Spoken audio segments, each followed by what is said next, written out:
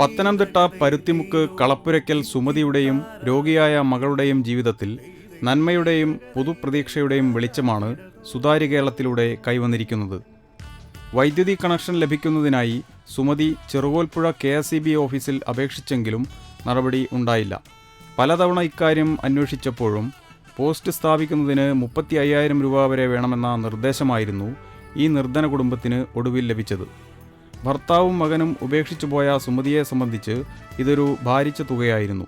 2015 August 3 വൈദ്യുതി ലഭിക്കുന്നതിനും ration card BPL ആക്കി മാറ്റുന്നതിനും വേണ്ടി സുതാര്യ കേരളത്തിൽ അപേക്ഷ നൽകി. തുടർന്ന് BPL മുൻഗണന പ്രകാരം ഇവർക്ക് പോസ്റ്റിട്ട് വൈദ്യുതി നൽകുകയും റേഷൻ കാർഡ് BPL ആക്കി മാറ്റുവാനുള്ള നടപടികൾ പുരോഗമിക്കുകയുമാണ്. ഞങ്ങൾക്ക് പാവങ്ങൾക്ക് ഇങ്ങനെയുള്ള ഒരു സഹായം മുഖ്യമന്ത്രിയുടെ ഇതിലുള്ള സുതാര്യ കേരളത്തിൽ നിന്നുള്ളൊരു സഹായം വളരെ സന്തോഷമാണ്. കാര്യം എന്ന് വെച്ചാൽ ഞങ്ങൾ കറണ്ടിന് വേണ്ടിയിട്ട് ഒത്തിരി ബുദ്ധിമുട്ടി, ഒത്തിരി അവിടെ ഇവിടെ ഒത്തിരി ഓടി നടന്നു. എനിക്ക് വീട് വെച്ച് കഴിഞ്ഞപ്പോൾ മോള് മന്ദബുദ്ധിയായ കാരണം എനിക്ക് നിവൃത്തിയില്ല, ഭർത്താവില്ല. 10-27 വർഷമായിട്ട് ഭർത്താവില്ലാത്തതാണ്. അങ്ങനെ കഷ്ടപ്പെട്ട് വീട്ടു ജോലി ചെയ്തൊക്കെ ഞാൻ കഴിയുന്നത്. ഇപ്പോഴായിട്ട് കാലൊടിഞ്ഞു, ഷുഗറും പ്രഷറും കൂടിയിട്ട് ഇപ്പോൾ ജോലിയൊന്നും ചെയ്യാൻ വയ്യാതെ ഇരിക്കുവാണ്. അങ്ങനെ ആയിക്കൊണ്ട് ഞാൻ ഒത്തിരി നടന്നതിന് ശേഷം എനിക്ക് അവിടെ പോയി അപേക്ഷ കൊടുത്തപ്പം പറഞ്ഞ് ഇത്ര രൂപ വേണം.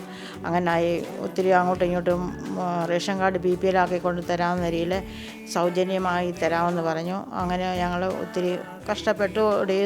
മുഖ്യമന്ത്രിയുടെ സുതാര്യ കേരളത്തിൽ നിന്നുള്ള ഇത് കിട്ടി. വളരെ സന്തോഷം. ഞാനും കുടുംബവും നല്ല സന്തോഷമായിട്ടിരിക്കുന്നു. വളരെ ഉപകാരം.